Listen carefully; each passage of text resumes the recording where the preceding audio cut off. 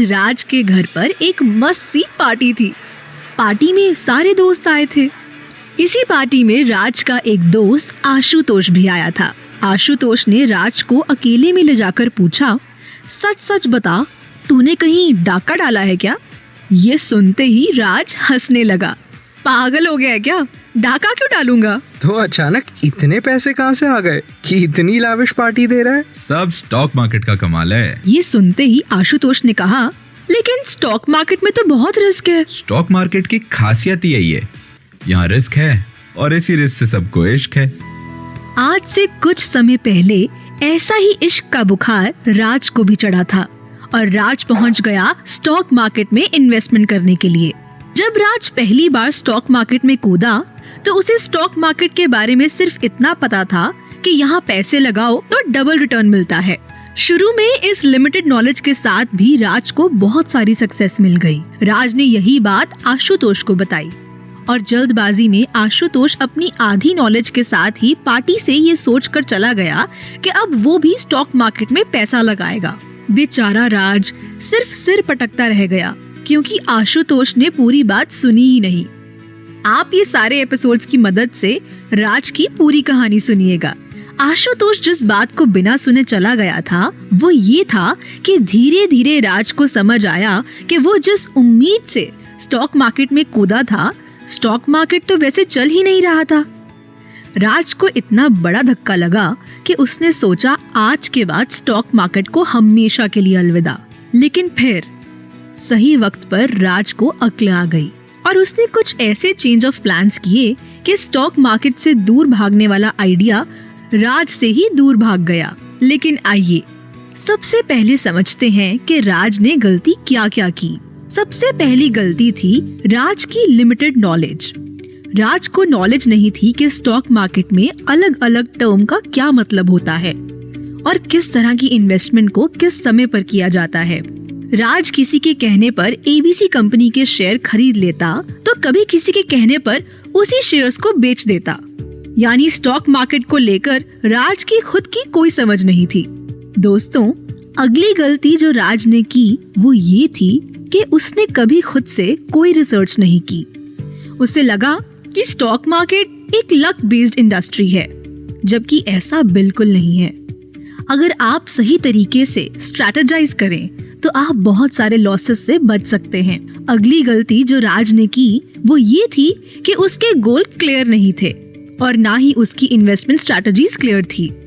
दोस्तों, आम जिंदगी में हम काफी बार सुनते हैं कि पैर उतने ही फैलाओ जितनी आपकी चादर हो, लेकिन राज को स्टॉक मार्केट में शायद ये सीख याद ही नहीं रही।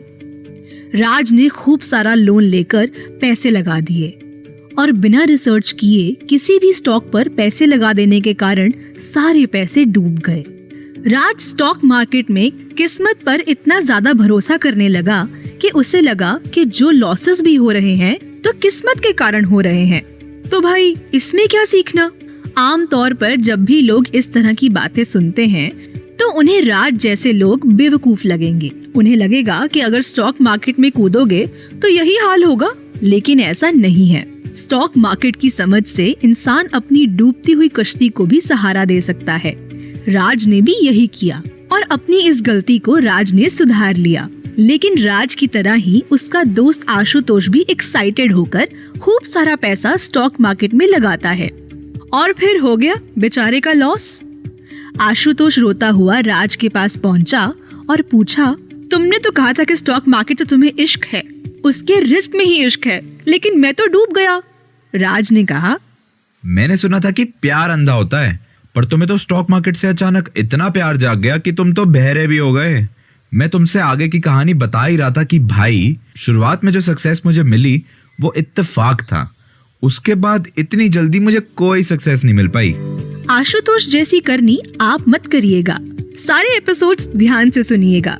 हमारे अगले कुछ एपिसोड्स में आप जानेंगे स्टॉक मार्केट से जुड़ी छोटी छोटी चीजें और ये भी कि कैसे आप स्टॉक मार्केट में अपनी पकड़ मजबूत कर सकते हैं। ये जानकारियाँ श्योर शॉर्ट सक्सेस की गारंटी नहीं है, लेकिन ये नॉलेज स्टॉक मार्केट की तरफ आपका पहला सही कदम है। तो जुड़िएगा जरूर।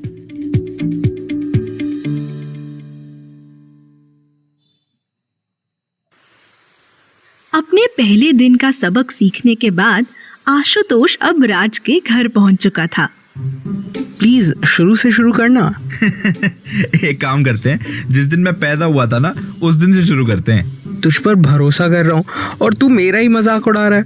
तू बस मेरा दोस्त नहीं है यार, तू मेरा स्टॉक गुरु है। अरे स्टॉक गुरु शब्द तो मेरे सामने बोल भी मत। मेरे पहले स्टॉक गुरु ने मुझे ऐसा लूटा कि जिंदगी भर दर्द इनाम में दे गया। कौन था ये स्टॉक गुरु और आखिर कैसे लूटा तुझे?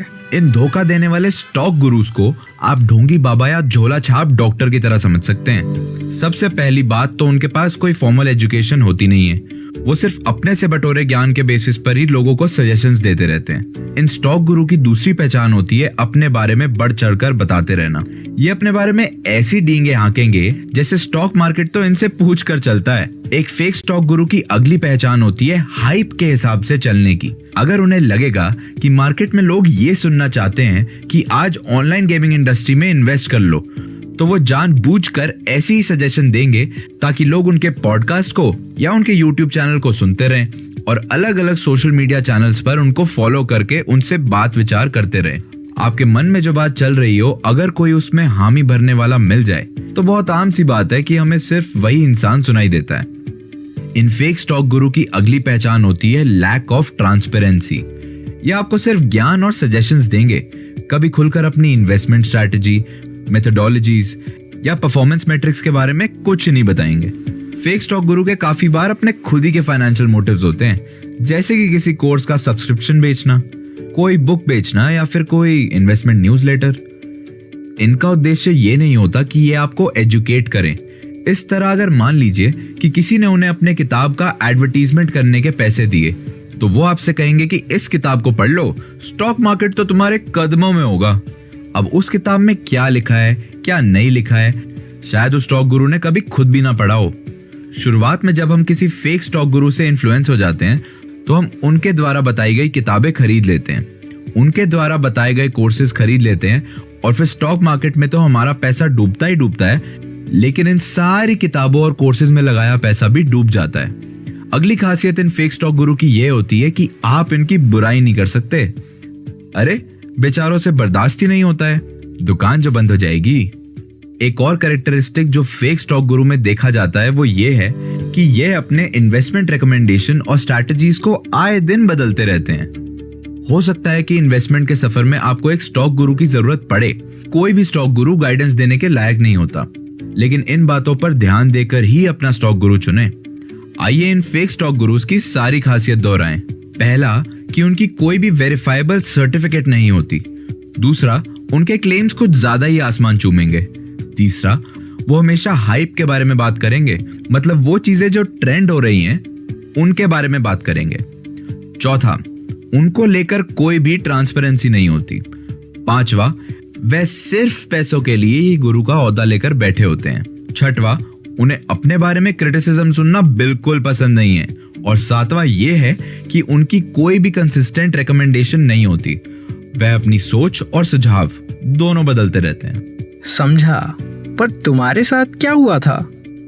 दरअसल जब मैंने स्टॉक मार्केट में अपना पैसा लगाना शुरू किया तो शुरुआत में तो मुझे खुद ही बहुत फायदा हो रहा था और मैं भी इस बात से खुश था, लेकिन कुछ समय के बाद जैसे इन स्टॉक्स ने अचानक तेजी पकड़ी थी वैसे ही वे गिरने लगे और मुझे भारी नुकसान हो गया।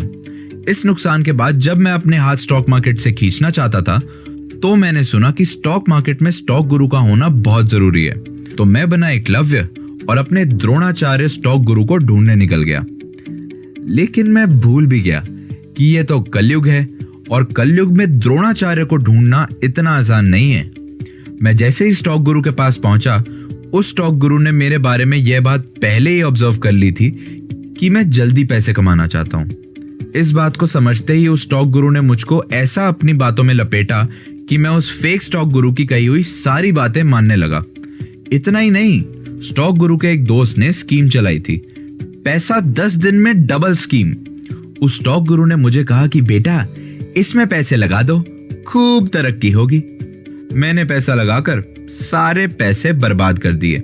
ये प्रॉब्लम सिर्फ स्टॉक मार्केट तक सीमित नहीं है, स्टॉक मार्केट के बाहर भी हमारी बहुत बड़ी प्रॉब्लम है कि हम अपने ऑब्जेक्टिव्स को लेकर इतना ज्यादा पागल हो जाते हैं कि हम सब कुछ अचीव कर लेने के चक्कर में किस इंसान पर भरोसा करना चाहिए और किस इंसान पर नहीं, ये समझ ही नहीं पाते। ये सुनते ही आशुतोष ने कहा, मतलब कि किसी पे भरोसा नहीं कर सकते। अब मैं क्या करूंगा? अब तुम सही और गलत एडवाइस के बीच का फर्क समझोगे।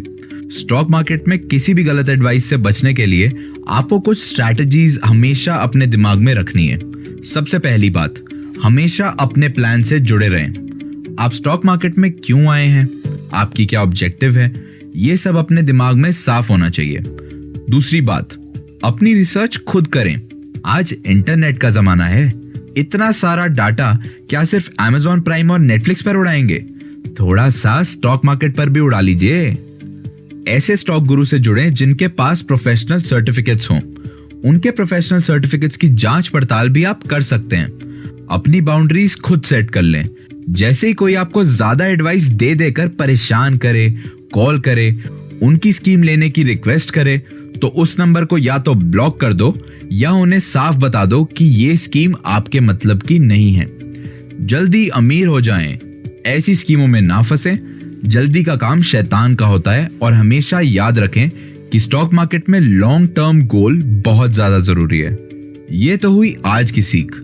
अगले एपिसोड में हम जानेंगे कि पोर्टफोलियो क्या होता है और हम अपना पोर्टफोलियो कैसे बनाएं।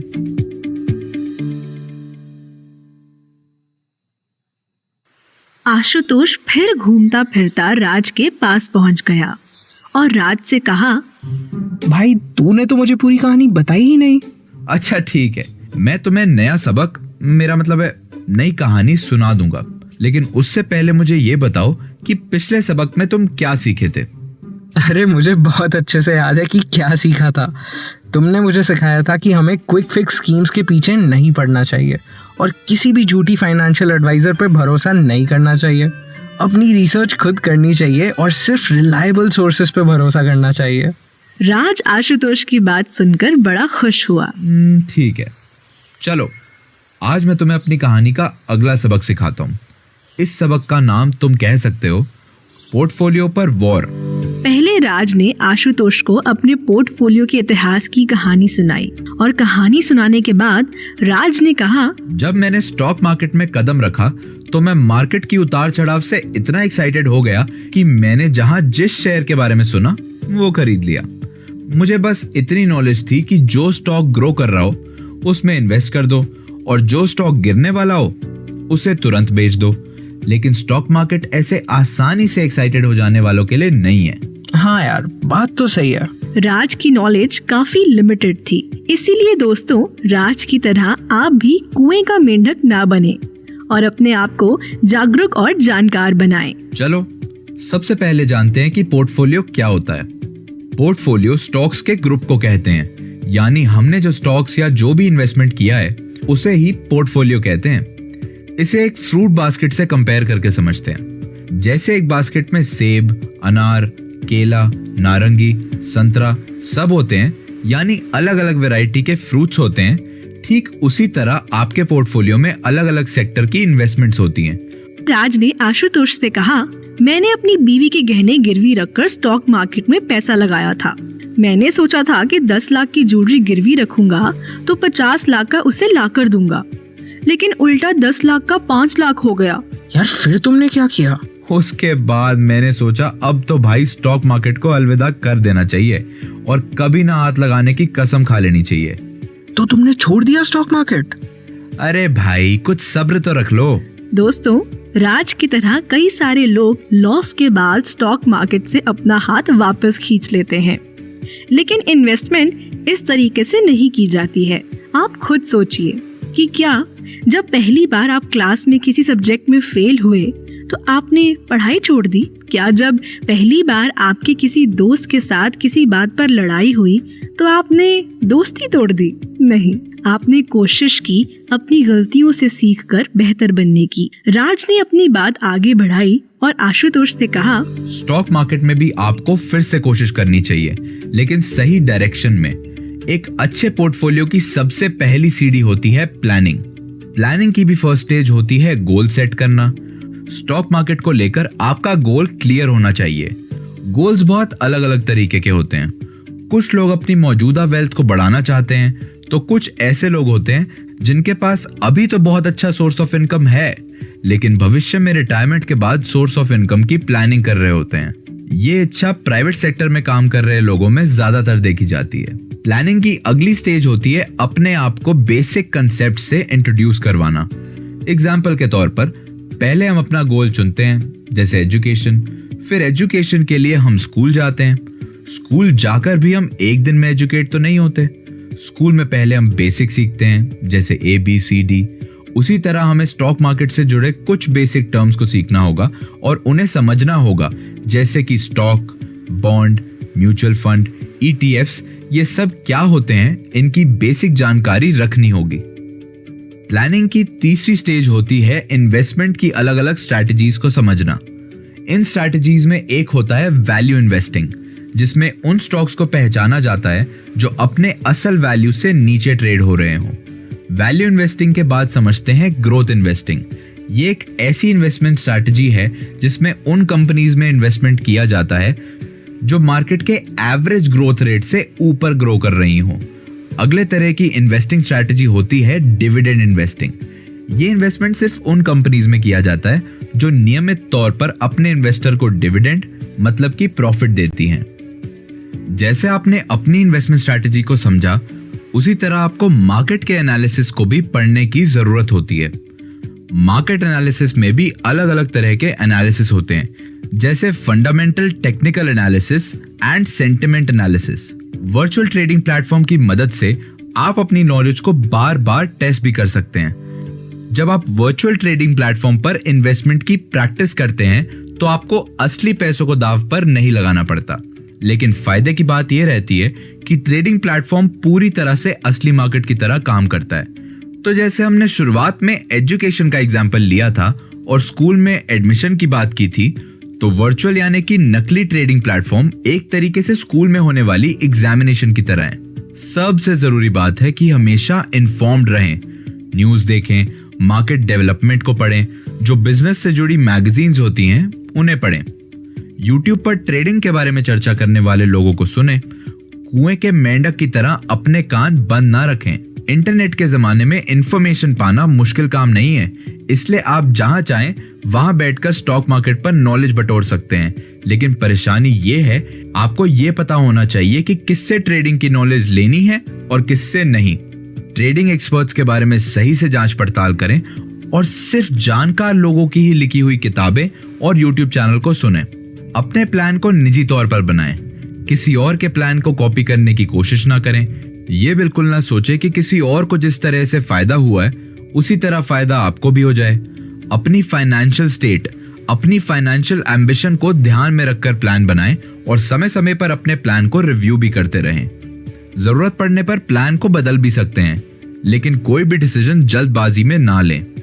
सबसे अहम बात यह है कि चाहे स्टॉक मार्केट हो या जिंदगी से जुड़ी कोई भी चीज, इंसान हर बार बहुत कुछ सीख लेने के बाद भी गिरता है। ऐसे में उसे कोशिश करनी चाहिए कि वो उठकर फिर खड़ा हो और अपनी गलती से सीख लेकर आगे आने वाले समय में बेटर डिसीजंस ले। स्टॉक मार्केट का बहुत ज्ञान होने के बाद भी कुछ लोगों के कभी कभी लॉसेस हो जाते हैं, लेकिन इसका मतलब बिल्कुल नहीं है कि आपको स्टॉक मार्केट से अपने हाथ वापस खींच लेने चाहिए। लर्निंग लाइफ लॉन्ग चलने वाला प्रोसेस होता है। जब तक आपकी जिंदगी है तब तक आपको सीखना चाहिए। आपने सुना कि किस तरह स्टॉक मार्केट के बारे में लगातार सीखना चाहिए और किस तरह से हमें स्टॉक लेने से पहले उसकी प्लानिंग करनी चाहिए। अगले एपिसोड में हम जानेंगे कि क्या स्टॉक मार्केट की नॉलेज होना हमारे लिए जरूरी है और कैसे एक फाइनेंशियल एडवाइजर हमें स्टॉक मार्केट के बारे में सही से सिखा सकता है। रविवार की सुबह थी। राज अपने गार्डन में बड़े चैन से गार्डनिंग कर रहा था कि तभी आशुतोष भी आ गया। आशुतोष को देखते ही राज ने कहा, अरे संडे को तो स्कूल में भी छुट्टी होती है, तुम आज यहाँ कैसे आ गए? अब आपने सीखने की लत ही ऐसी लगा दी कि सीखना तो पड़ेगा, लेकिन ये तो बताइए कि सीखना कहाँ से शुरू करना है। पिछले सबक में तो आप कह रहे थे हमें जिंदगी भर सीखना रहता है, लर्निंग कभी खत्म ना होने वाला प्रोसेस होता है। लेकिन सवाल यह है कि लर्न करे कहाँ से? बहुत बार नए इन्वेस्टर्स को स्टॉक मार्केट से जुड़े कोर्सेज या कंसल्टेशन के बारे में नहीं मालूम होता है। ऐसे में वो सोचते हैं कि इन्वेस्ट करते करते ही सीख जाएंगे, लेकिन इंटरनेट के ज़माने में अपने आप को इस तरह एक बंद कमरे में रखना सही नहीं है। आइए जानते हैं कि स्टॉक मार्केट में अपने आप को एजुकेट करने का मतलब क्या होता है और ये आप कैसे कर सकते हैं। आज के सबक का नाम क्या देंगे टीचर साहब? आज मैं तुम्हें बताऊंगा कि मैंने एक फाइनेंशियल एडवाइजर के साथ कोर्सेज और कंसल्टेशन लेकर खुद को कैसे एजुकेट किया, और इस सबक का नाम रखते हैं ज्ञान की उड़ान। सबसे पहले समझते हैं कि फाइनेंशियल एडवाइजर कौन होता है। फाइनेंशियल एडवाइजर एक ऐसा इंसान होता है जो स्टॉक मार्केट की फील्ड का एक्सपर्ट होता है। इसे हम स्टॉक मार्केट का टीचर भी कह सकते हैं। फाइनेंशियल एडवाइजर आपको गाइडेंस के साथ साथ सुझाव भी देता है कि आपको किस तरह के स्टॉक या सिक्योरिटीज में इन्वेस्ट करना चाहिए। फाइनेंशियल एडवाइजर एक प्रोफेशनली क्वालिफाइड आदमी होता है, इसलिए उसकी नॉलेज किसी भी आम आदमी से कहीं ज्यादा होती है और अपने नॉलेज और एक्सपीरियंस से वो आपके पोर्टफोलियो को बहुत बेहतर बना सकता है। मान लो कि तुम स्टॉक मार्केट में अंधे हो, तो बस ये समझ लो कि फाइनेंशियल एडवाइजर तुम्हारी वो लाठी है जो तुम्हें रास्ता दिखाते हुए सही जगह पहुंचा देगी। वो तुम्हें रास्ते में आने वाले हर पत्थर, मतलब कि रुकावटों के बारे में पहले से ही आगाह कर देगी। अरे ये तो मस्त हो गया। इसका मतलब मुझे ज्यादा दिमाग लगाना ही नहीं पड़ेगा। फाइनेंशियल एडवाइजर को सारी चीजें बता दो, वही सब कुछ सेट कर देगा। अब आप लोग भी इस बात को समझें। फाइनेंशियल एडवाइजर स्कूल टीचर की तरह होता है जो आपको सिर्फ गाइडेंस दे सकता है। लेकिन क्या हम स्कूल से वापस आने के बाद कभी अपनी किताबों को खुद नहीं पढ़ते? क्या हम अपने होमवर्क को खुद नहीं करते? इसी तरह फाइनेंशियल एडवाइजर से हुई बातचीत के बावजूद आपको अपने आप को खुद भी जागरूक करना चाहिए। अपनी इन्वेस्टमेंट स्ट्रैटेजीज को प्लान करने के लिए आपको खुद भी थोड़ी रिसर्च करनी चाहिए। अगर आप खुद से एजुकेट होना चाहते हैं तो इंटरनेट पर आज के टाइम में क्या क्या ऑप्शंस अवेलेबल हैं, आपको उन्हें देखना चाहिए। अगर हम चाहते हैं कि हम स्टॉक मार्केट के खेल के अच्छे खिलाड़ी बने, तो फाइनेंशियल एडवाइजर के दिए गए इंस्ट्रक्शंस के अलावा इंटरनेट पर मौजूद कोर्सेज को भी देखना होगा। सबसे पहले अगर हम कोर्सेज की बात करें तो हम 5 अलग अलग तरीके से पढ़ सकते हैं। आजकल इंटरनेट के जमाने में बहुत सारे ऑनलाइन लर्निंग प्लेटफॉर्म्स अलग अलग तरीके की कोर्सेज ऑफर करते हैं। कुछ शॉर्ट टर्म कोर्सेज होते हैं, कुछ लॉन्ग टर्म कोर्सेज होते हैं, कुछ कोर्सेज स्पेसिफिक चीजों से रिलेटेड होते हैं, जैसे रिटायरमेंट प्लानिंग, रिस्क मैनेजमेंट इत्यादि। जनरली जो ऑनलाइन प्लेटफॉर्म्स यूज किए जाते हैं उनका नाम है कोर्सेरा, यूडेमी और खान अकेडमी। इन प्लेटफॉर्म्स पर कुछ कोर्सेज पेड होते हैं तो कुछ कोर्सेज फ्री होते हैं। आप अपनी जरूरत के हिसाब से कोर्स को सिलेक्ट कर सकते हैं, लेकिन याद रखें कि किसी भी कोर्स को पढ़ लेने का मतलब ये बिल्कुल नहीं होता कि आप स्टॉक मार्केट के बारे में सब कुछ जान जाएंगे और आपको लॉस फेस करना ही नहीं पड़ेगा। हो सकता है कि ट्रेडिंग के दौरान आपको लॉस भी हो, तो उसके लिए आपको पहले से ही मेंटली प्रिपेयर होना पड़ेगा। ऑनलाइन प्लेटफॉर्म से आगे बढ़ें तो कुछ यूनिवर्सिटी और कॉलेज सर्टिफिकेट प्रोग्राम्स भी प्रोवाइड करते हैं, लेकिन रोजमर्रा में छोटी मोटी ट्रेडिंग करने वाले लोग इस तरह के कोर्सेज को अटेंड करना समय की बर्बादी समझते हैं।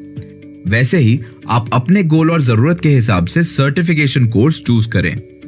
इसके बाद प्रोफेशनल ऑर्गेनाइजेशंस भी होती हैं, जैसे कि चार्टर्ड फाइनेंशियल एनालिस्ट। ये इन्वेस्टमेंट प्रोफेशनल्स के लिए ग्लोबली रिकॉग्नाइज्ड सर्टिफिकेशन कोर्स है। ये उन लोगों के लिए होता है जो पूरी तरह से स्टॉक मार्केट के बिजनेस में ही अपना प्रोफेशन रखते हैं। इसके साथ ही साथ एक दूसरा कोर्स होता है फाइनेंशियल प्लानिंग एसोसिएशन। ये भी आपको एजुकेशनल रिसोर्सेज प्रोवाइड करता है। इसे वो चुन सकते हैं जो फाइनेंशियल प्लानिंग के करियर में अपना नाम बनाना चाहते हैं। किसी भी यूनिवर्सिटी या ऑर्गेनाइजेशन से सर्टिफिकेट कोर्सेज करना तब जरूरी हो जाता है जब आप खुद एक क्रेडिबिलिटी के साथ इस मार्केट में उतरना चाहते हैं और एक फाइनेंशियल एडवाइजर का रोल अदा करना चाहते हैं। इसके अलावा अगर आप एक क्लाइंट के तौर पर स्टॉक मार्केट में हैं, तो जिस भी बैंक, ब्रोकरेज फर्म या इन्वेस्टमेंट एडवाइजर के साथ आप जुड़े हुए हैं, आप उनसे भी कुछ एजुकेशनल मटेरियल मांग सकते हैं। इसके अलावा भी कुछ किताबें या पॉडकास्ट हैं आप जिनकी मदद ले सकते हैं।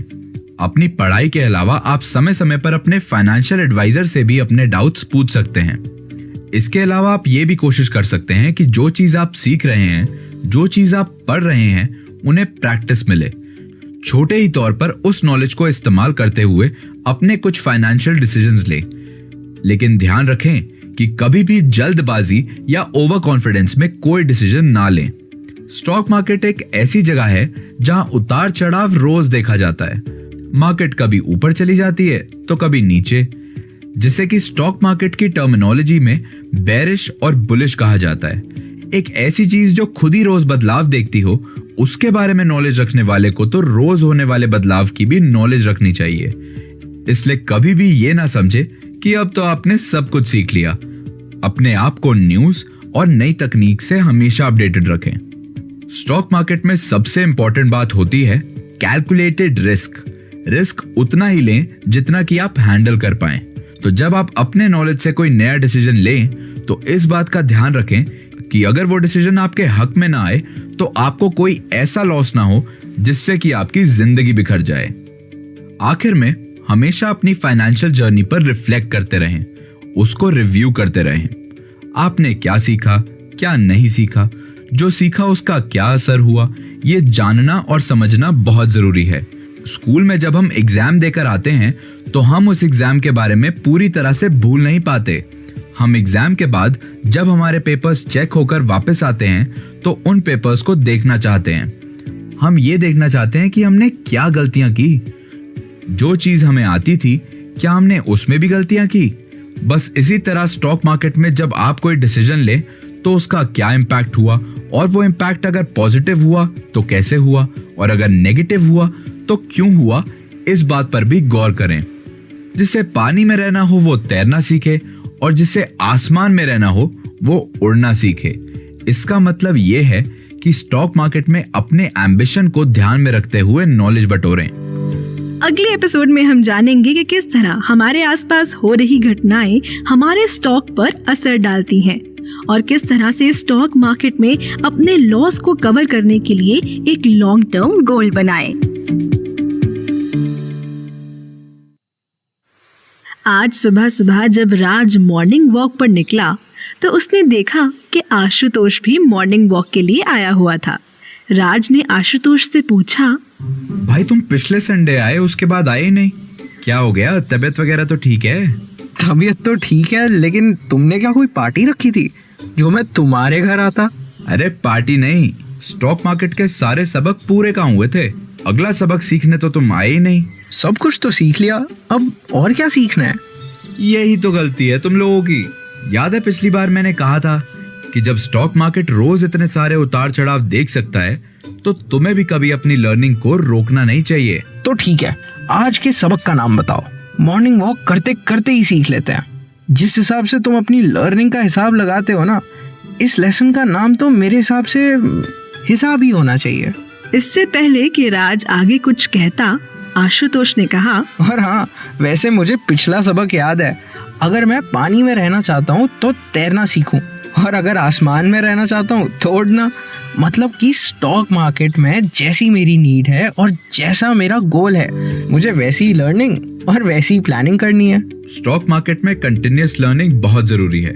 अपने पिछले सीखे गए सबक के साथ हम एक नई स्ट्रैटेजी तो बना लेते हैं, पर हम ये भूल जाते हैं कि कभी कभी उस नई स्ट्रैटेजी को भी रिवाइज करने की जरूरत पड़ सकती है। क्या कभी किसी को कहते सुना है कि ABCD तो सीख ली, अब सेंटेंस बोलना क्यों सीखना? या सेंटेंस बोलना तो सीख लिया, अब सेंटेंस मिलाकर स्टोरी लिखना क्यों सीखना? स्कूल में हम प्री नर्सरी से स्टार्ट करते हैं और 12th तक पढ़ाई करते हैं।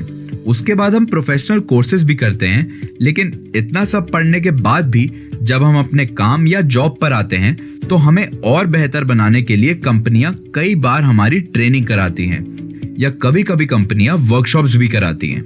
इतना सब करने के बाद तब जाकर कहीं हम अपने काम में परफेक्ट बनते हैं। तो अब जब आपने स्टॉक मार्केट में कदम रख ही लिया है तो स्टॉक मार्केट में परफेक्ट बनने से परहेज कैसा? तो चलिए स्टॉक मार्केट में कंटिन्यूअस लर्निंग की जरूरत को देखते हैं। सबसे पहला रीजन है लॉन्ग टर्म गोल्स। जब हम शुरुआत में स्टॉक मार्केट को ज्वाइन करते हैं तो हम इस नजरिए से इन्वेस्ट करते हैं कि आज पैसा डालो और कल ही अमीर बन जाओ। मतलब कि हमारा गोल शॉर्ट टर्म होता है और इस चक्कर में हम प्रॉफिट कम, लॉस ज्यादा कमाते हैं। हमें शॉर्ट टर्म गोल की बजाय लॉन्ग टर्म गोल पर फोकस करना चाहिए। लॉन्ग टर्म गोल्स के लिए इन्वेस्टमेंट को काफी सालों तक एक ही स्टॉक में लगाए रखना होता है।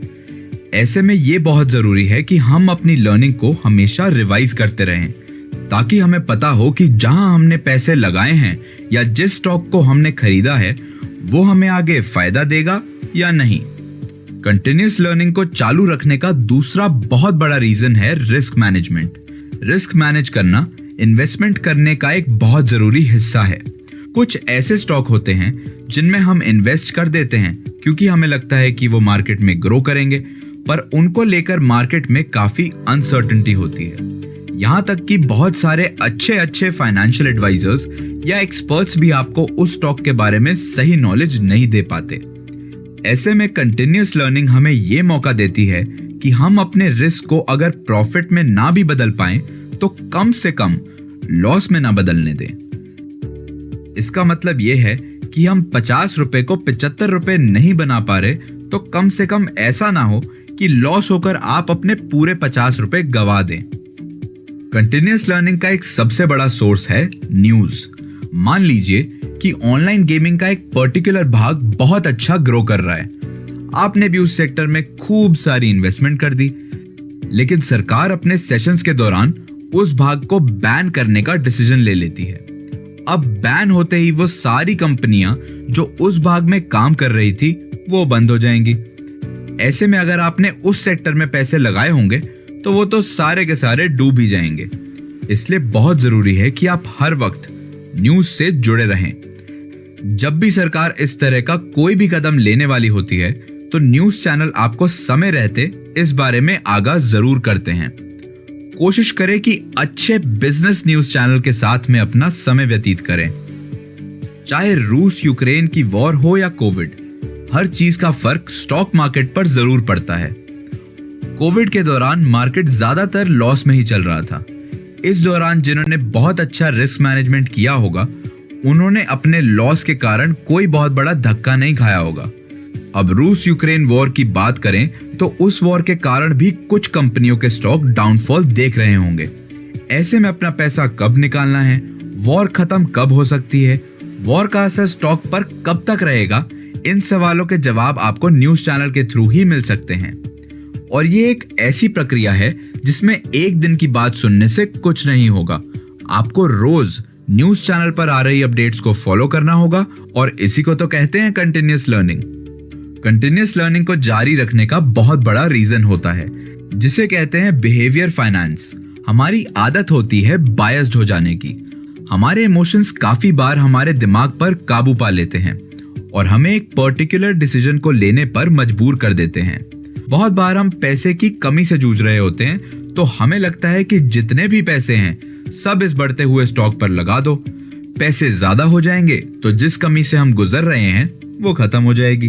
बहुत लोगों के केसेस में इमोशंस बायस तब भी देखा जाता है जब वो किसी और को एक स्टॉक खरीदते हुए और उस स्टॉक को अच्छा कर रहा देख रहे होते हैं। जैसे अगर आपके किसी दोस्त ने एक स्टॉक खरीदा और वो बहुत अच्छा करने लगा तो आपको भी अंदर से इच्छा जाग जाती है कि वो स्टॉक ले लिया जाए, क्योंकि भाई दोस्त अच्छा करता है तो अच्छा लगता है, लेकिन जब दोस्त बहुत अच्छा करने लगता है तो बुरा लगता है।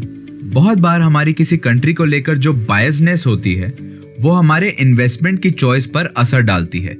इन सब के बाद एक और बिहेवियर प्रॉब्लम हम सब में देखी जाती है जिसे अंग्रेजी में स्टेटस को कहा जाता है।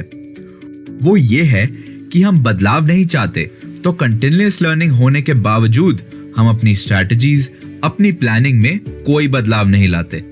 लेकिन हमें याद रखना चाहिए कि बदलाव संसार का नियम है, तो बदलाव से घबराना क्यों? सीखें, अपनी सीख का प्रयोग करें, गलती करें और फिर सीखें।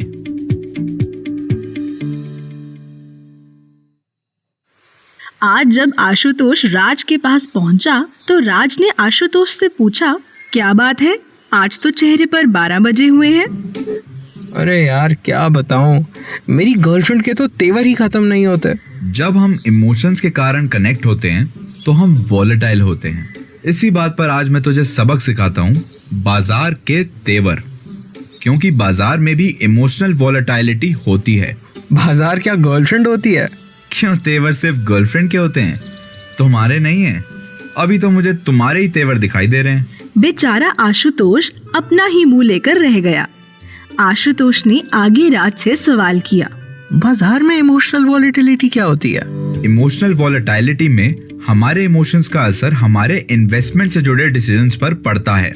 ये इमोशंस ज्यादातर डर, लालच, जरूरत से ज्यादा ऑप्टिमिज्म और जरूरत से ज्यादा पेसिमिज्म के रूप में हमारे सामने आते हैं। इस इमोशनल वॉलेटिलिटी के कारण सिर्फ इंडिविजुअल के पोर्टफोलियो पर ही नहीं, प्योर स्टॉक मार्केट के प्राइस पर भी फर्क पड़ता है, जिससे कि आगे और इन्वेस्टर्स के डिसीजंस और मार्केट डायनामिक्स बिगड़ जाते हैं। इसलिए समझते हैं कि इमोशनल वॉलेटिलिटी में क्या क्या आता है।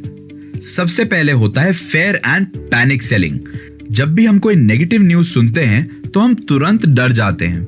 बस उदाहरण के तौर पर मान लीजिए, जब मैगी में किसी मेटालिक पदार्थ के होने की बात कही गई तो ऐसा हो सकता है कि कुछ लोग जिन्होंने नेस्ले के शेयर्स लिए हों वो उसे बेचना चाहें। ये एक उदाहरण है। इसी तरह और भी किसी प्रोडक्ट के बारे में कोई भी नेगेटिव पब्लिसिटी होती है तो लोग सोचते हैं कि अब तो उनकी कंपनी में हमारा पैसा फंस जाएगा, तो वो तुरंत स्टॉक की बाइंग और सेलिंग करने लगते हैं। अगला होता है लालच या फिर स्पेक्युलेटिव बाइंग। हम एक छोटी सी पॉजिटिव न्यूज को इतने बड़े ऑप्टिमिज्म के चश्मे में देखने लगते हैं कि हम में लालच पैदा हो जाता है। मान लीजिए कि ऑयल प्राइसेस बढ़ रहे हों। ऑयल प्राइसेस तो बढ़ते ही रहेंगे, एक काम करता हूं, इसमें पैसे लगा देता हूं। इसी दौरान किसी कारण से ऑयल प्राइस घटा तो क्या होगा? जिस लालच से आप ऑयल प्राइसेस के पीछे भागे थे वही आपका नुकसान कर देगा। और लालच तो बुरी बला होती है, ये तो हमारे पूर्वज ही सिखा गए थे। इमोशनल वॉलेटिलिटी काफी बार न्यूज पर जरूरत से ज्यादा ध्यान देने से भी देखी जा सकती है। मान लीजिए किसी सेक्टर पर रोक लगाने की बात चल रही थी। अभी सिर्फ डिबेट चल रहा था, ना सरकार ने पूरी तरह हामी भरी थी और ना ही उस सेक्टर के मालिकों ने पूरी तरह से हार मानी थी। लेकिन इस डर से कि अगर न्यूज में बात आ ही रही है, इसलिए लोगों ने अपना पैसा निकाल लिया। अब ऐसी सिचुएशन में अगर उस सेक्टर ने सरकार को कन्विंस कर लिया कि उन्हें बंद ना किया जाए तो नुकसान किसका होगा? इन्वेस्टर का। तो इसलिए किसी भी न्यूज को जरूरत से ज्यादा एनालाइज ना करें। हम जानते हैं कि ओवरथिंकिंग इस दुनिया का सबसे फेवरेट पास टाइम है, पर स्टॉक मार्केट में उसका इस्तेमाल कर लल्लू ना बने। बिहेवियर के साथ बदलते बायस, जिनके बारे में हमने पिछले एपिसोड में देखा था, वो भी इमोशनल वॉलेटिलिटी का एक बहुत बड़ा कारण बनते हैं। इसके अलावा एक और बहुत बड़ा कारण होता है हर्ड मेंटालिटी। हम समझते हैं कि अगर 10 लोग कोई काम कर रहे हैं तो काम सही ही होगा। ऐसा जरूरी नहीं है। हो सकता है कि जो दूसरे 10 लोग काम कर रहे हों वो हमारी नजरों से छुपे हुए हों। मार्केट में जब हम इसकी बात करते हैं तो होता यह है कि हर इंसान का पोर्टफोलियो उसके पर्सनल लेवल पर अलग अलग चीजों की जजमेंट से बनाया जाता है। लेकिन जब वो इंसान 10 लोगों को किसी एक स्टॉक को खरीदते हुए देखता है तो इस बात को भूलकर कि उसके पोर्टफोलियो का रिस्क मैनेजमेंट और रिस्क कैलकुलेशन क्या होगा, वो उस स्टॉक के पीछे पड़ जाता है। इस तरह की हर्ड मेंटालिटी से बचें। अपना डिसीजन अपना पोर्टफोलियो देखकर ही करें। ऐसा भी हो सकता है कि आप खुद इमोशनल वॉलेटिलिटी के शिकार ना बने, लेकिन क्योंकि काफी सारे लोग बन चुके हैं तो आपको कुछ समय के लिए लॉसेस देखने पड़े, या हो सकता है कि आपको प्रॉफिट भी देखने को मिल जाए। लेकिन अपने फाइनेंशियल एडवाइजर से इस बात को समझ लें कि किस तरह का प्रॉफिट और किस तरह का लॉस है, और तभी किसी भी तरह की बाइंग या सेलिंग करें। इस इमोशनल वॉलेटिलिटी के कारण सिर्फ रिश्ते नहीं टूटते, कभी कभी स्टॉक मार्केट में कमर भी टूट जाती है। मेरी भी टूटने वाली थी, लेकिन जो लर्निंग मैंने ली थी कि स्टॉक मार्केट में संयम रखना बहुत जरूरी है, और वही संयम मैंने कायम रखा। आइए हम जानते हैं कि जब मार्केट इमोशनल वॉलेटिलिटी पर होता है तो आपको एक इंडिविजुअल इन्वेस्टर के तौर पर क्या करना चाहिए। संयम रखने की बात तो हम पहले ही आपको बता चुके हैं। उसके अलावा हमेशा अपने इन्वेस्टमेंट गोल और रिस्क टॉलरेंस को रिव्यू करते रहना चाहिए। इस बात को समझें कि इमोशनल वॉलेटिलिटी से जो नया लॉस आपके पोर्टफोलियो में आया है, क्या आप उसको सहन कर पाने के योग्य हैं। अपने पोर्टफोलियो को हमेशा डाइवर्सिफाइड रखें ताकि किसी एक सेक्टर में आए इमोशनल वॉलेटिलिटी का असर आपके पूरे स्टॉक मार्केट के बैलेंस शीट पर ना पड़ जाए। हमेशा अपने इन्वेस्टमेंट प्लान से जुड़े रहें। इसके बारे में मैंने काफी शुरुआत में बताया था कि आप किस कारण अपना इन्वेस्टमेंट कर रहे हैं, ये आपके दिमाग में बिल्कुल साफ होना चाहिए। तो इसलिए अपने प्लान से जुड़े रहें। काफी बार market volatility blessing in disguise का काम करती है, इसलिए पूरी तरह से नेगेटिव ना हो जाएं। इस सिचुएशन को भी पॉजिटिविटी के साथ देखें और इस बात पर गौर फरमाएं कि क्या ये मार्केट वॉलेटिलिटी आपके हाथ में काम कर सकती है। अगर आप किसी प्रोफेशनल से रेगुलर इंटरैक्शन नहीं करते तो उनसे मार्केट वॉलेटिलिटी के समय एक सजेशन जरूर लें। बाप रे, मैं तो सोच भी नहीं सकता था कि स्टॉक मार्केट की बाहर की दुनिया और स्टॉक मार्केट की दुनिया में इतनी बड़ी सिमिलरिटी हो सकती है, इमोशनल वॉलेटिलिटी के नाम की। चाहे स्टॉक मार्केट की दुनिया हो या उसके बाहर की, दो चीजों का ध्यान रखना। हमेशा अपने फंडामेंटल्स याद रखना कि आपने जो डिसीजन लिया है वो क्यों लिया था। अगर आपने एक स्टॉक को चुना था तो क्यों चुना था। और दूसरी बात, हमेशा संयम रखें। जल्दी का काम शैतान का होता है और स्टॉक मार्केट में तो जल्दी का काम नुकसान का होता है। और कुछ रिश्ता हो या स्टॉक मार्केट, फोकस हमेशा लॉन्ग टर्म गोल पर होना चाहिए। इधर शॉर्ट टर्म ट्रेडिंग नहीं होती है। इन्हें अवॉइड करो और इस बात पर फोकस करो कि बढ़ते समय के साथ तुम्हारी वेल्थ बढ़े। आज के लिए इतना काफी होगा।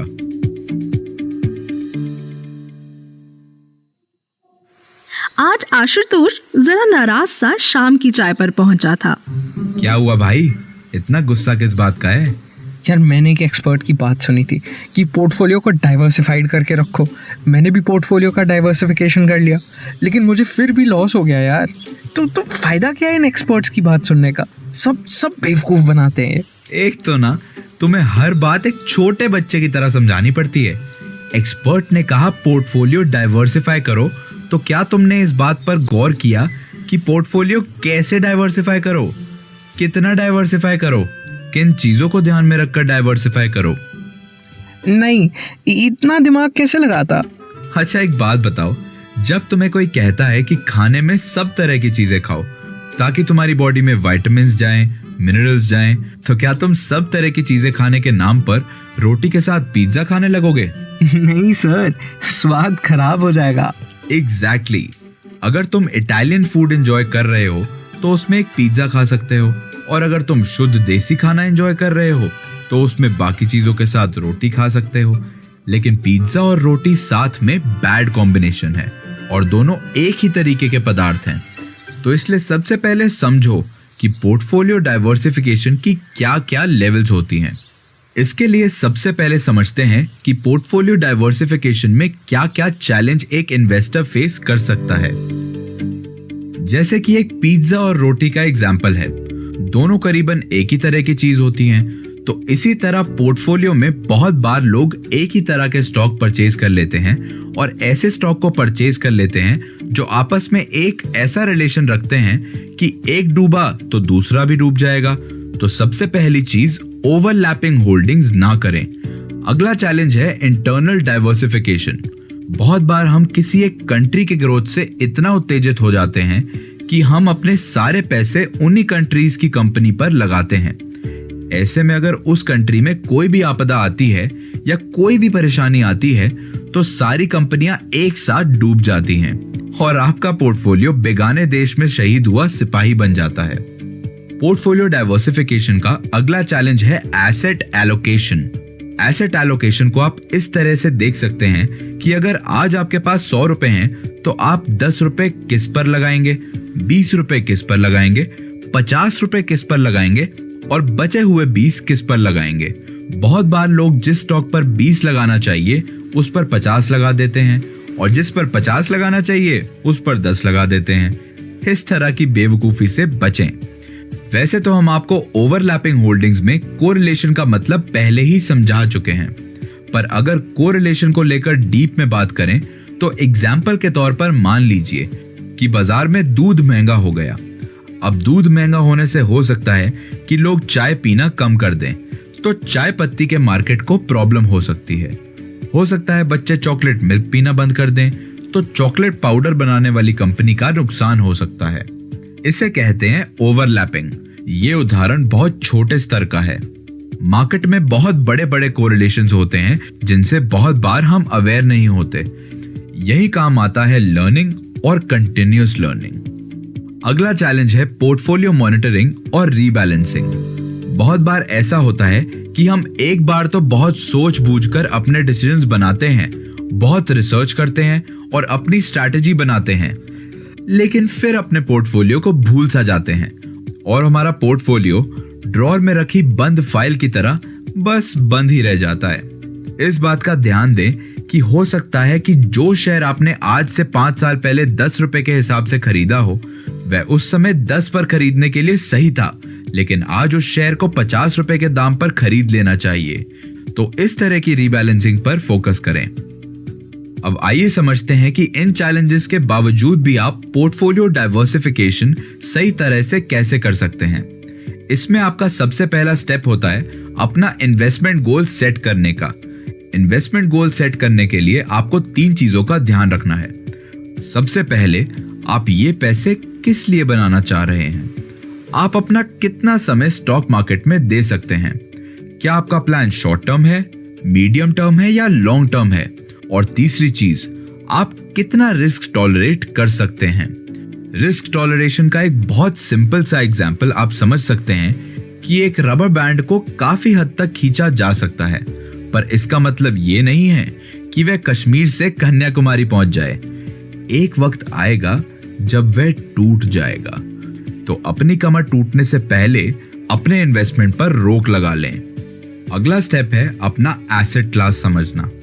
एसेट क्लास का मतलब होता है stock, bond, cash equivalent, real estate और ऑल्टरनेटिव इन्वेस्टमेंट, जैसे कि किसी कमोडिटी या प्रेशियस मेटल में। जैसे कि आपने आजकल सोवरेन गोल्ड बॉन्ड स्कीम्स के बारे में बहुत सुना होगा। अगला स्टेप होता है अपना एसेट एलोकेशन डिसाइड करने का। एसेट एलोकेशन मतलब कहां कितना पैसा लगाना है। इसमें भी अलग अलग प्रकार होते हैं। जैसे एक होता है स्ट्रैटेजिक एसेट एलोकेशन। इसमें ज्यादातर लोग लॉन्ग टर्म की टारगेट को ध्यान में रखकर अपने एसेट को एलोकेट करते हैं। अगला होता है tactical asset allocation. Tactical asset allocation में यह होता है कि लोग अपने पोर्टफोलियो में शॉर्ट टर्म एडजस्टमेंट करते हैं। इससे एसेट एलोकेशन का मेन मोटिव होता है कि शॉर्ट टर्म के ड्यूरेशन में आ रहे मार्केट के उतार चढ़ाव की अपॉर्चुनिटी सही टाइम पर ग्रैब कर ली जाए। स्ट्रैटेजिक और टैक्टिकल एसेट एलोकेशन के बाद आता है dynamic asset allocation. Dynamic asset allocation की खास बात यह है कि डायनामिक एसेट एलोकेशन एक तरह की चाय है, जिसमें दूध मतलब स्ट्रैटेजिक एलोकेशन और पानी मतलब टैक्टिकल एसेट एलोकेशन को अपने जरूरत के हिसाब से कम ज्यादा करके मिक्स किया जाता है। एसेट एलोकेशन इस बात पर भी किए जा सकते हैं कि आप अपने रिस्क को कितना सह सकते हैं या एक पर्टिकुलर एसेट पर कितना रिस्क आता है। और दूसरी बात यह है कि आप इनकम की तरफ देख रहे हैं या ग्रोथ की तरफ। जैसे कि आप इनकम जनरेट करना चाहते हैं, आप चाहते हैं कि स्टॉक मार्केट से आपकी सालाना सैलरी की तरह कमाई आती रहे, तो आप बॉन्ड या डिविडेंड पेइंग स्टॉक्स में इन्वेस्ट कर सकते हैं। लेकिन अगर आप ग्रोथ की तरफ देखते हैं, आप चाहते हैं कि समय के साथ आपका पैसा और बढ़ता जाए, तो आप ग्रोथ स्टॉक या वेंचर कैपिटल की तरफ अपनी नजरें घुमा सकते हैं। एसेट एलोकेशन का सबसे बड़ा पॉइंट यह है कि हमेशा अपने पोर्टफोलियो बास्केट में ग्लोबल डाइवर्सिफिकेशन रखें, जिसका मतलब यह है कि अलग अलग कंट्रीज की कंपनीज को अपने बास्केट में जगह दें। आज का सबक यही है कि अपने पोर्टफोलियो को और अपनी जिंदगी को एक बैलेंस के साथ चलाएं। ना ज्यादा सीरियस हो जाएं और ना ज्यादा ही मस्ती में रह जाएं। वेल्थ को सही भाग में बांटकर अलग अलग एसेट्स में इन्वेस्ट करें। और वैसे भी इंडिया का तो मोटो ही है यूनिटी इन डाइवर्सिटी।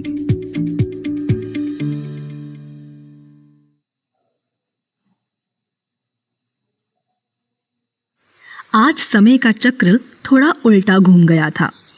शायद सूरज पश्चिम से निकल आया था। आज आशुतोष राज के घर नहीं, राज आशुतोष के घर पहुंच गया था।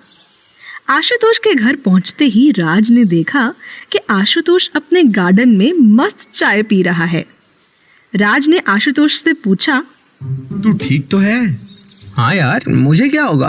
अरे मार्केट गिर गया ना, तो मुझे लगा कहीं टेंशन में तेरा बीपी शुगर ना बढ़ गया हो।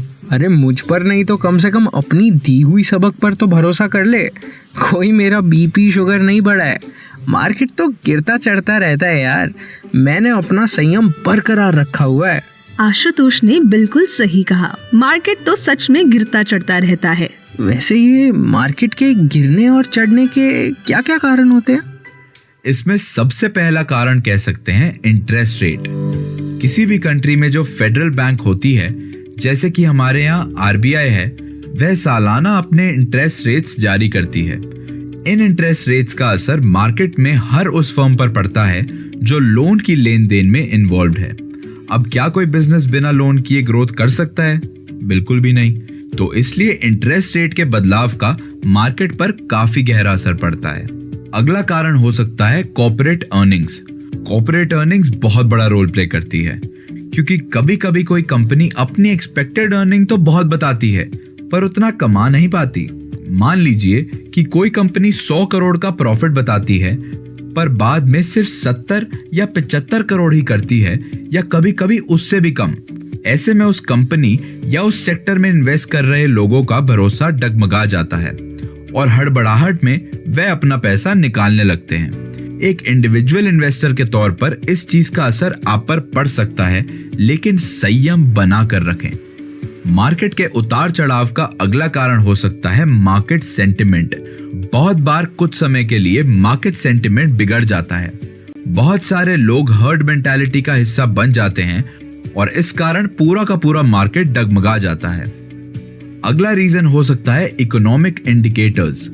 इकोनॉमिक इंडिकेटर्स का मतलब होता है जैसे जीडीपी और अनएम्प्लॉयमेंट रेट या कंज्यूमर का स्पेंडिंग बिहेवियर।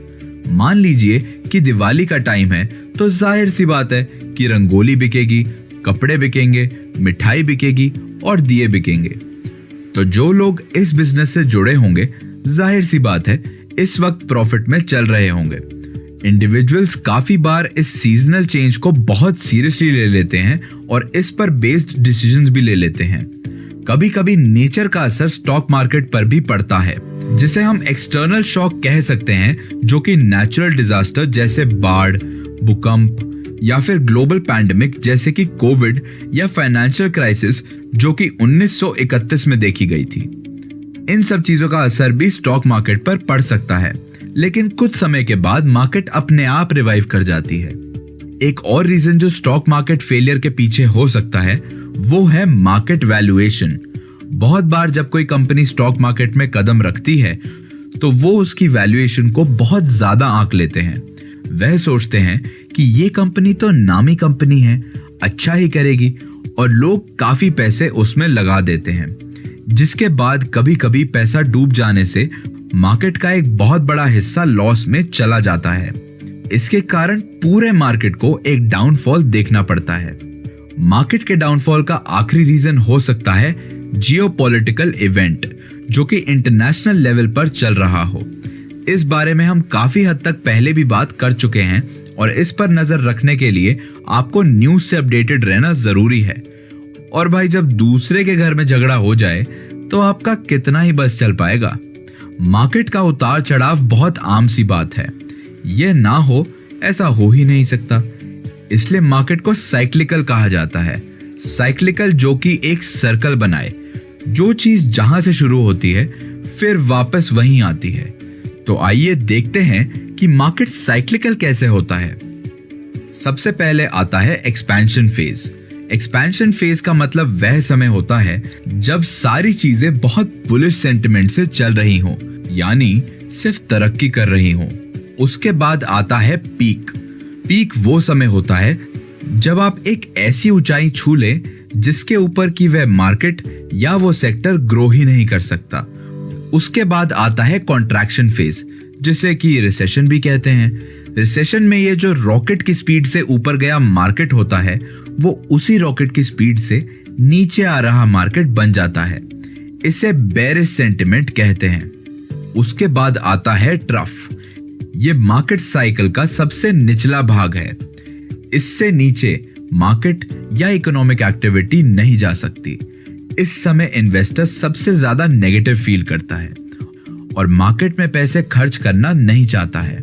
लेकिन यह भी याद रखना जरूरी है कि ट्रफ आते ही लोगों की मार्केट में ये एक्सपेक्टेशन बढ़ जाती है कि अब रिकवरी फेज आएगा और ये मार्केट जो बहुत नीचे स्तर पर पहुंच चुका है वह ऊपर जाएगा। रिकवरी का मतलब आप सब जानते हैं, जब हम हॉस्पिटलाइज्ड होते हैं और हमारी हेल्थ अपने सबसे बॉटम स्टेज को छू लेती है, तब वह रिकवरी करनी शुरू करती है और उसी के साथ हम बेटर फील करते हैं। वैसे ही इकोनॉमी भी बीमार होने के बाद रिकवरी फेज से गुजरती है। इस फेज में इन्वेस्टर का कॉन्फिडेंस वापस आ जाता है, प्राइसेस नॉर्मल हो जाते हैं, जीडीपी में ग्रोथ होती है और एम्प्लॉयमेंट भी बढ़ता है। कंज्यूमर भी अपनी स्पेंडिंग शुरू करता है। इस दौरान धीरे धीरे स्टॉक के प्राइस भी बढ़ने लगते हैं और बुलिश मार्केट कंडीशंस दिखने लगते हैं। और साइकिल का तो मतलब ही होता है रिपीट। तो बस फिर इसके बाद फिर से आएगा एक्सपेंशन, पीक, कॉन्ट्रैक्शन, ट्रफ और फिर रिकवरी। बहुत बार इन फेजेस के दौरान ये जरूर होता है कि आप अपने पोर्टफोलियो को फिर से रीवैल्यूएट करें। सबसे खास बात यह है कि मार्केट में बार बार पेशेंस रखने को कहा जाता है, लेकिन इसके साथ यह भी समझना जरूरी है कि when it is the time to act. Patience रखने में और स्टैटिक हो जाने में डिफरेंस होता है। आपको कोई भी डिसीजन जल्दबाजी में नहीं लेना है। इसका मतलब यह नहीं है कि डिसीजन लेना ही नहीं है, क्योंकि मार्केट डायनामिक है तो आपको पोर्टफोलियो में बार बार बदलाव लाने जरूरी है। अब ये बिल्कुल ना सोचें कि पेशेंस का मतलब यह है कि जो स्टॉक खरीद लिया उन्हीं के साथ आगे बढ़ना है। जब आपको जरूरत लगे तो नए स्टॉक खरीदें और अपने पास पड़े पुराने स्टॉक बेच दें। अब इतना संयम, पेशेंस, सब्र, ये सब शब्द यूज कर ही चुके हैं, तो अगले एपिसोड में जानते हैं कि इस सब्र का फल कैसा होता है, मीठा या तीखा।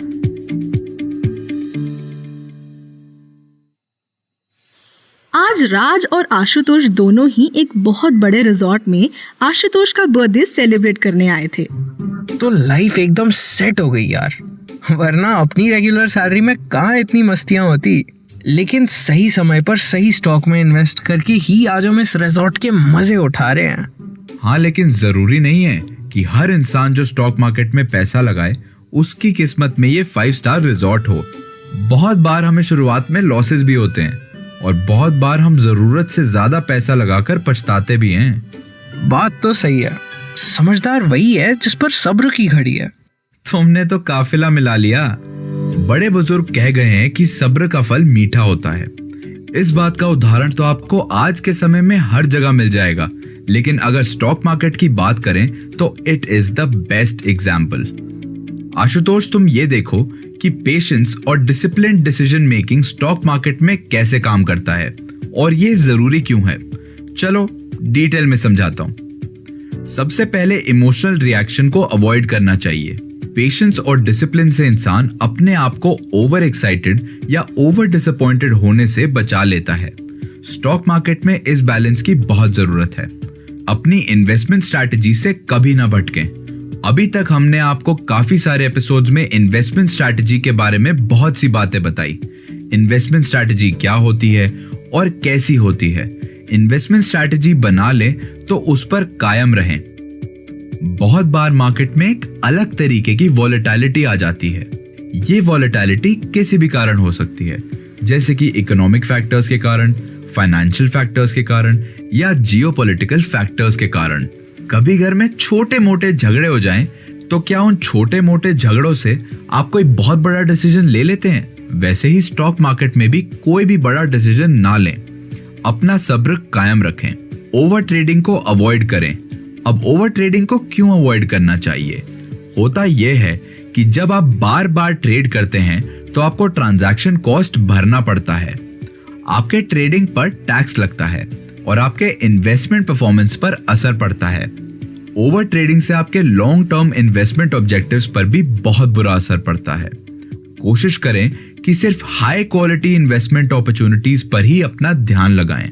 पेशेंस और डिसिप्लिन डिसीजन मेकिंग का अगला जरूरी रीजन है कि अपनी अपॉर्चुनिटीज को कैपिटलाइज करें। फेवरेबल अपॉर्चुनिटीज का इंतजार करें। अब मान लीजिए कि आपको कॉलेज के समय में गोवा घूमने जाने की परमिशन चाहिए थी।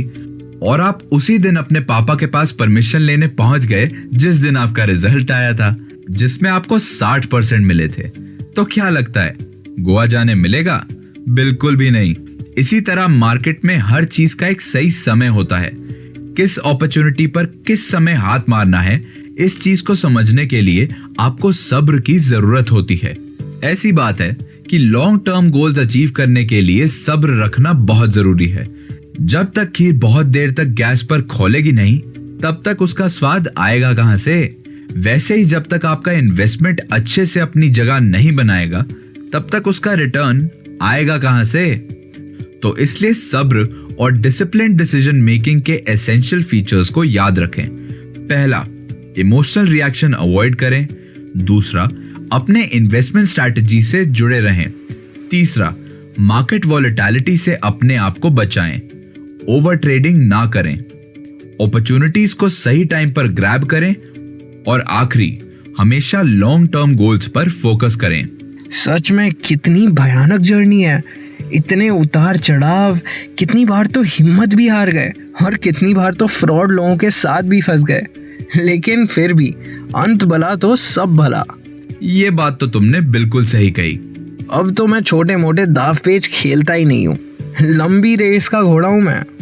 देखना, ओवर कॉन्फिडेंस में मत पड़ जाना। कभी कभी छोटी मोटी जीत भी सेलिब्रेट कर लेनी चाहिए। पर तुम ही तो कहते रहते हो long term goals, long term goals. Long term goals का मतलब यह बिल्कुल भी नहीं होता कि आप अपनी छोटी जीत को सेलिब्रेट ना करें, उनको ग्रैब ना करें, उन पर फोकस ना करें। स्टॉक मार्केट में स्मॉल विंस क्या हो सकती हैं? वैसे तो हम इस बात को अपनी जीत नहीं मानते, लेकिन हमारी सबसे पहली जीत होती है हमारी गलतियों से सीखना। तो आपकी पहली स्मॉल विन होगी अपनी गलतियों से सीखना। उसके बाद आपकी दूसरी स्मॉल विन, अपने बजट को हमेशा कंट्रोल में रखना। क्योंकि काफी सारे लोग स्टॉक मार्केट में इन्वेस्ट करने के लिए इतने एक्साइटेड हो जाते हैं कि धीरे धीरे उन्हें पता ही नहीं चलता कि वे स्टॉक मार्केट में आए तो 50,000 रुपए के साथ थे, लेकिन आज के टाइम में लोन लेकर भी लाखों इन्वेस्ट कर रहे हैं। तो इसलिए अगर आप अपने बजट से जुड़े रहें, उससे भटके नहीं, ये भी आपकी जीत है। अगली स्मॉल विन हो सकती है अपने ट्रेड पर प्रॉफिट बुक करना। अगर हर महीने थोड़े पैसे आ रहे हैं तो दुख थोड़ी होगा। उसके बाद अपने इन्वेस्टमेंट अकाउंट को लेकर कंसिस्टेंट रहना भी अपने आप में ही एक छोटी सी जीत है। बहुत बार हम ट्रेडिंग शुरू तो कर देते हैं, लेकिन उस पर हर महीने थोड़ा थोड़ा ध्यान भी नहीं दे पाते। सालों बाद या महीनों बाद उस पर वापस आते हैं तो हमें खुद ही नहीं पता होता कि हमारा गोल क्या था और हमारी स्ट्रैटेजी क्या थी। अगली स्मॉल विन हो सकती है आपकी कंपनी में मिलने वाली डिविडेंड। जैसे कि हमने पहले एपिसोड में बताया है कि बहुत सारे लोग डिविडेंड इन्वेस्टिंग करते हैं, जहां पर वे कंपनी के इक्विटी शेयर्स का हिस्सा बनते हैं और कंपनी के हुए प्रॉफिट से उन्हें पैसा आता है, तो वो भी अपने आप में एक छोटी सी जीत है। इसी तरह आपके लॉन्ग टर्म गोल्स के साथ ये छोटी जीत आती रहेगी। याद रहे, इनमें से कोई भी जीत आपके सर पर चढ़कर ना नाचे और ना ही किसी हार से इतना उदास हो जाएं कि स्टॉक मार्केट छोड़कर भाग जाएं। शुरुआत में आपको यह स्मॉल विंस इतनी बड़ी चीज नहीं लगेगी, लेकिन सोचिए, अगर हर महीने आप 10,000 रुपए अपने बैंक में डालें तो साल के अंत में वे 12,000 हो जाएंगे। कहां आप हजारों में खेल रहे थे और कहां आप लाखों में पहुंच गए। तो इसलिए छोटी जीत आती है कंसिस्टेंसी से, और इस कंसिस्टेंसी की स्टॉक मार्केट में बहुत जरूरत है। तो क्या समझे? यही समझा कि बड़े मियाँ तो बड़े मियाँ, छोटे मियाँ सुभान अल्लाह।